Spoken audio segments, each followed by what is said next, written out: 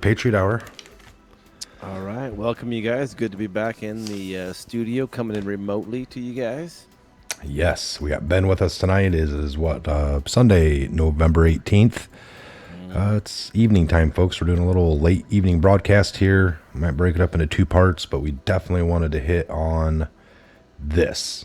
Gun-free zones. What are they, and what is the deal? It seems like criminals don't abide by them. So who are they really set up for? So let's jump right on into this, Ben. What do you think? Here's the actual technical Wikipedia or just, what their version of what it is. So it's from the 90s, but a Gun-Free School Zone Act, GFSZA, is an act of the U.S. Congress prohibiting any unauthorized individual from knowingly possessing a loaded or unsecured firearm at a place that the individual knows or has reasonable cause to believe is a school zone.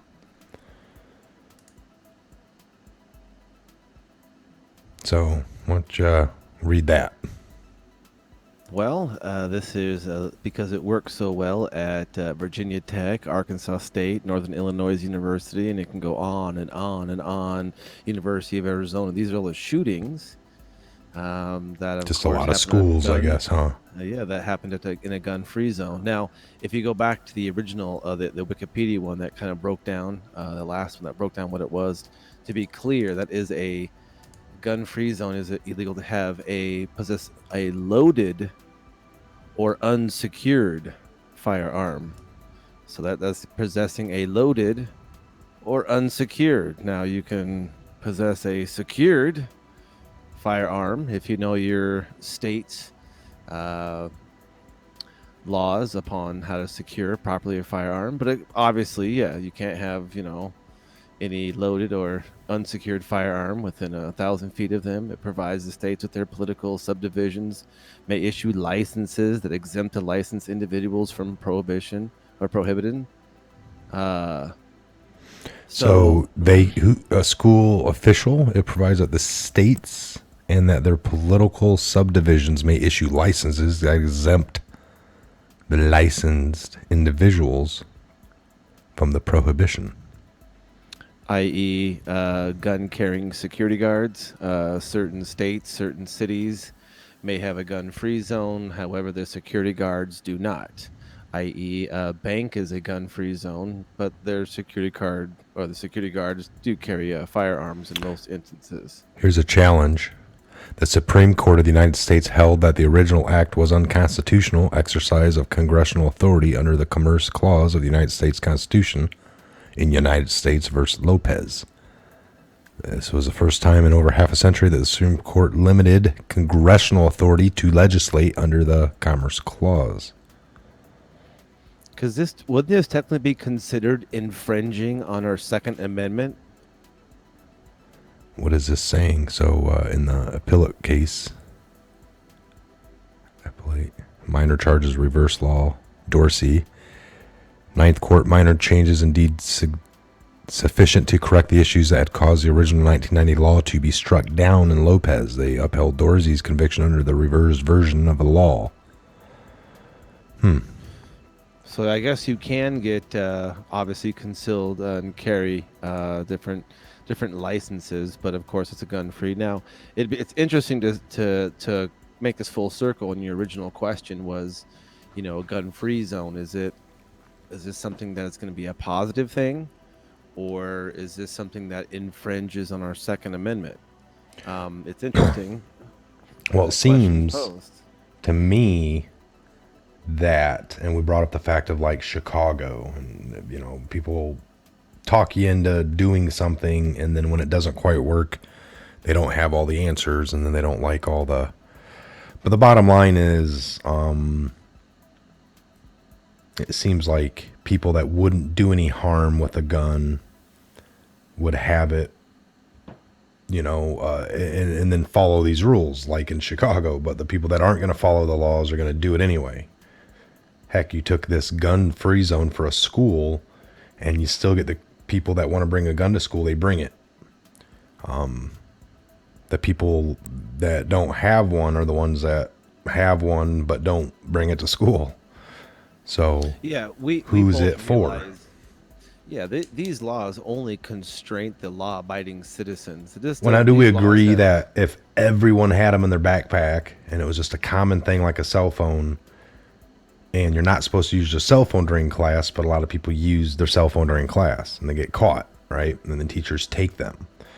So is it the fact that if everyone had a gun and then a couple people were beefing and instead of just fighting and throwing fists, that one might likely grab the gun out and then shoot the other one?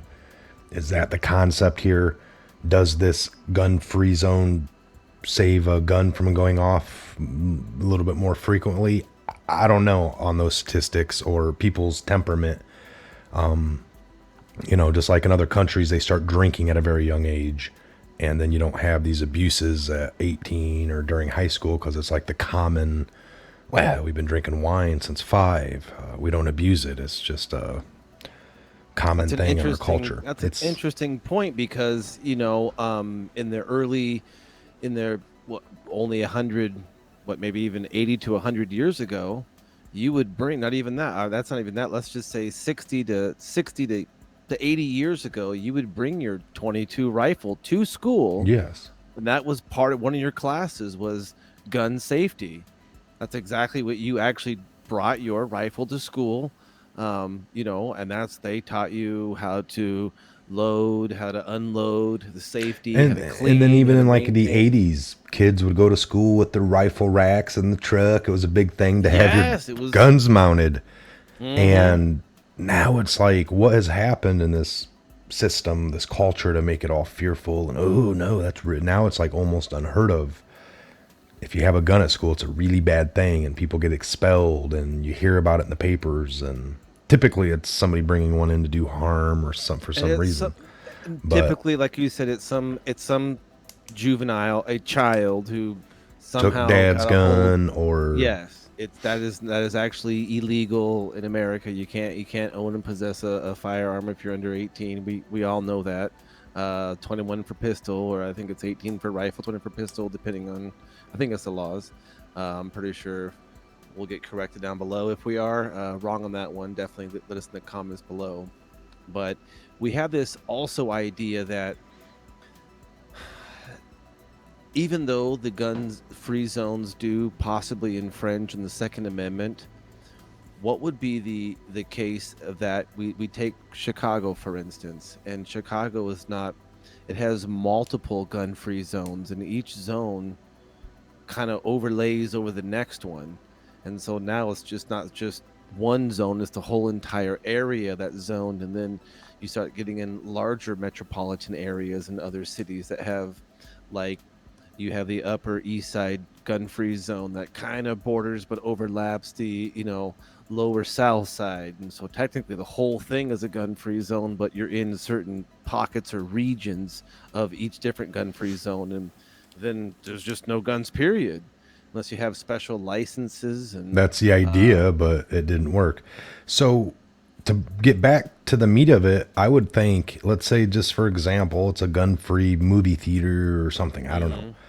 And there's a law-abiding woman that carries a nice little pink, I don't know, 380 or something, And it's and she sees a sign and she ends up keeping it out in her truck. And she's just real proficient with it, shoots every Sunday, couple days, couple times a month, I don't know, but regardless, and then sees the sign. Maybe he's even going to walk in with her purse and sees the sign on doors, gun free, and goes and puts it back in her truck, and then goes and gets her popcorn, sits down, and then a shooting takes place. Not very uncommon in this day and age nowadays, I guess. And very true. She gets shot and killed. And then people are like, wow, she's a real advocate. She normally carries. And then during the whole they find it out in the vehicle, and maybe footage, they see her walking up and walking back, and they could assume like, oh wow, she was abiding by this law that we put into place. But how did that do anything? Maybe somebody like her could have pulled that out, and after this guy only killed 2 or 3 people, ends up getting a shot off on him instead of being the victim. So there's the cases where it just backfires, you'd think, or people were happy with the fact like, well, he had a gun and he killed 30 people, and we didn't need her to have a gun and be shooting back. She might have shot somebody too. But it's just, well, that's the same scenario when the police show up, right? The police don't wait for that guy to clean out the room and kill everything in it. They're going to engage. And well, I mean, and even on the other side, if that lady did bring the gun in and she was sitting there and the guy comes in and starts to shoot up 30 people, maybe he only would have shot 2 people by the time she pulled that's 380 out. But I said, at 2 or 3, right. She's getting geared up, pulling it out, and gets him from wherever she's at, crouching down, and before she became a victim, possibly, because scenario also is, hey, she gets killed. And everyone's like, wow, she was really proficient with her gun. Where was her gun? Well, the rule was, and she actually saw that sign and abided by it. Now, if she didn't see the sign and had it, stopped them, do they still bring on full charges on somebody that stopped a victim? And, I mean, how does that pan out? Yeah. Well, you still broke the law because you carry, but I saved, 20 people, their lives, well, we're still going to, you're a hero, but now we're going to charge you. That brings back an interesting point of, in the cowboy and Indian days, you get some extremists like, well, we need to arm everybody. Everybody needs to be armed. And, obviously, okay, well, what was that? Does that hold water? What's the end result of that? And do we have an example of that? And how did that work? And interestingly enough, we do. In the cowboy and Indian days, when every individual was completely sovereign, they all carried a sidearm. You carried a sidearm everywhere, literally everywhere, to the bank, to the dance. It was everywhere, because you were able to dispense justice that was duly noted, because you were a sovereign. I wouldn't say citizen. That's not really a good, because that's the conflict of words, obviously. But everybody did have a gun, and they say in the Wild West, everybody got shot, everybody killed one another's murder rampant.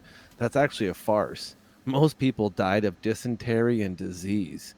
Very few people, when they say, when you do the numbers, actually died of, gunshot wounds and things like that, So it's like, most of the time, people didn't go. When bank robbers robbed banks, they had to kill people, because people in the bank carried little sidearms. Yes. The people, the ladies in their dress had little derringers in their side. And most young kids were proficient because their dads and uncles and brothers would teach them. They'd be hunters.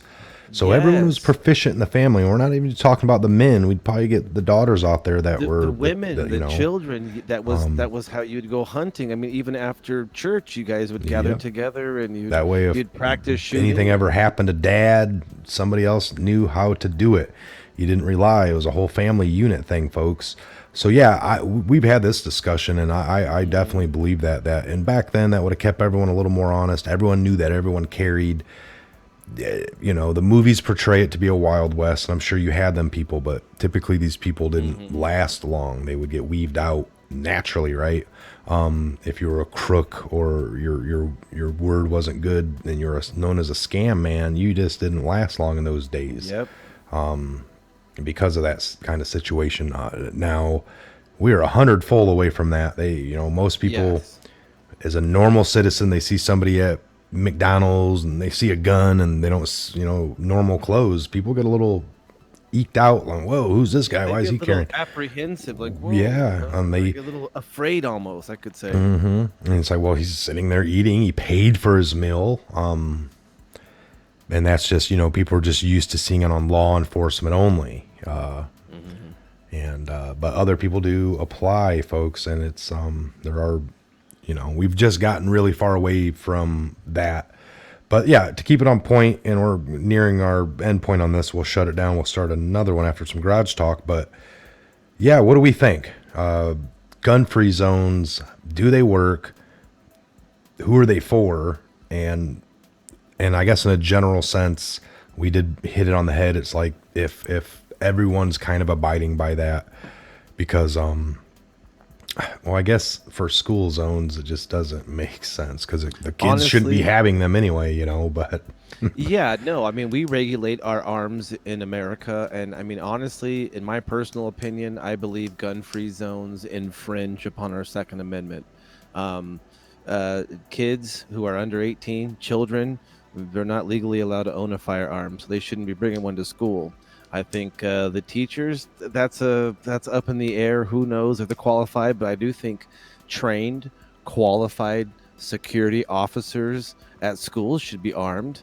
Some of the high schools that I went through, we actually had police officers who were stationed 12 hours a day at the high school and the middle school that I went to. So it's like, I firmly believe that the more armed protection you have, that right there deflates and squashes well, 90% of all potential. didn't they have at the one school shooting in Florida last year? Wasn't there a shack, like a trailer off on the school's grounds that had actual security, like police? They were literally police, There and they had was. guns and weapons, I There believe. was, yes. And the security guard, I believe the security guard ran out and he didn't go back in and do his job, and Yeah, they were yeah, all yeah. in All an that came uproar. out, And but they did have a shack, yeah, and I believe they do. So we're already in this era of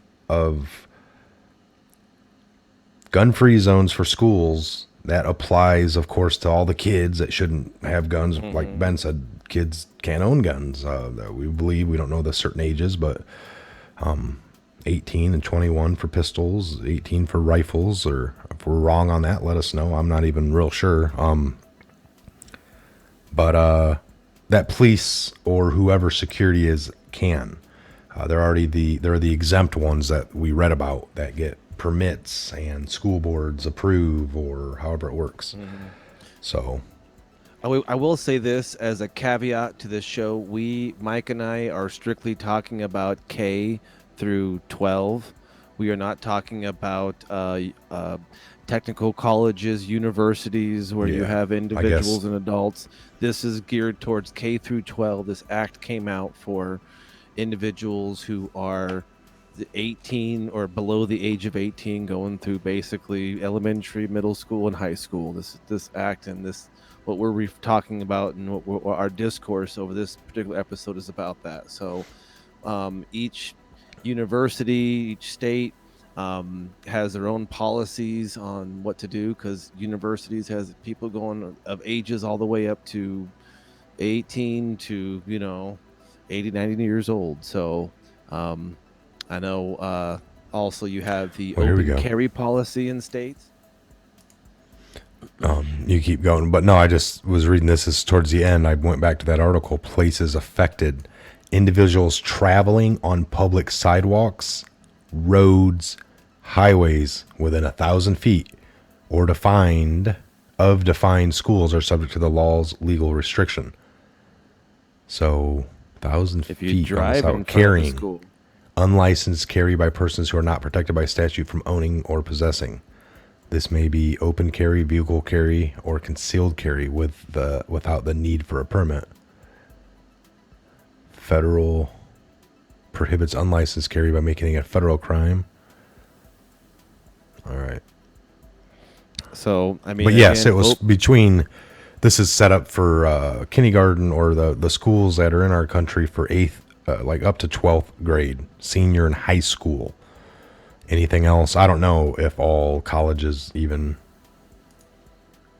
I'm not sure on those laws. Are you? I Have know you that. heard Well, I mean, I know from you and I personal, like the one that that the we one that went we to? went to, that was a gun-free zone. I know the other one that I went to, the other two I went to were both gun-free zones, and the gun-free zones was not only gun-free, they were weapon-free, so you couldn't have any uh, any any knives of any kind of that kind of stuff. So depending on each your university you've gone to or your technical trade school, um, I know that at the technical trade school that we went to, that college, they had a culinary arts program. So there were students carrying big bags of sous knives and like big giant butcher knives and stuff to school because that was what their program called for. But again, they were authorized. There was that. So it's interesting when you start looking at who it applies to. Um, I feel blessed. I know Mike is blessed. We both live in an open carry state that kind of trumps a lot of this stuff. However, in gun free zones, that's where it gets gray. Yeah. That's why we brought this up today, because it is a gray area. It's posted, yet if you're on a public road and it's an open carry state, which means you don't have to have any permit, anything of any kind, no special can I do this. You can carry a loaded firearm as long as it's an open view. And again, check your state for their open carry laws and bylaws and regulations on that, because every state's just a little bit different. But if it's an open carry state, then by all means exercise Yeah. your local ordinances and your city ordinances. Remember, if even though it's a state thing or a federal thing, you still may have local city and county ordinances, or To you can abide call by, them folks, that you're going to have to look amendments into. to that. So So look into yes. your local areas where you're living at of how to Mhm. properly move about, just because those are the laws. Not that you have to agree with them, but That's just ignorance the to them laws. does not save you from them. We've learned This that. is true. Some of us learned that the hard way, just traveling and driving with speed limits. So, all right, we're going to end that one here on this episode. I'm Mike. That was Ben. We appreciate every time you come on. So, you got any final thoughts, final closing words of Uh, wisdom? Something as important as our Constitution and our amendments, our Bill of Rights, all these things intertwine together to basically represent our freedom. And, I'm a firm believer in a force multiplier wherever I go. Um, and for me, that includes a device that throws lead at a high rate of speed, you might say. So, I like to always feel that I'm always prepared, but again, I too have to abide by the law. If I'm in an area that it is prohibited that I carry any type of arm of any sort, then I have to abide by that. And in some aspects, it makes me feel that I don't know, I don't say, I feel naked, but it's almost an aspect of I'm feeling that my rights are being tread upon. So again, we lobby like everybody else. We're trying to change something, and we disagree. At least I personally disagree with the gun-free zones, um, because we already have laws set in place that regulate the purchase, the sell, the purchase, the carry. All this, these laws are already in place, to where you have to be a non-felon, you have to be over 18. So again, I just am pressing the laws currently on the books, not so much the policies that are in our local areas, because those can be disputed and those can be voted on and changed very quickly within a 2 to 4 year period if you don't like them. Yes. All right, so there you have it. That's Ben. I'm Mike. We're going to shut this episode down. We're going to fire up another one after a little garage talk. I'm going to end this one, folks, on we defend our president with guns. We defend our congressmen with guns, our governors, celebrities, sporting events, jewelry stores, banks, office buildings, all with guns, courts with the guns. We defend our children with a sign that reads, "This is a gun-free zone." So let's think about that. And then they call someone with a gun if there's an actual emergency. Real crazy. All right, I'm Mike. This is a Patriot Hour. God bless. Godspeed to each and every one of you worldwide. And we'll see you back here real soon on the next Patriot Hour update video. Have a great evening, and we'll see you back here.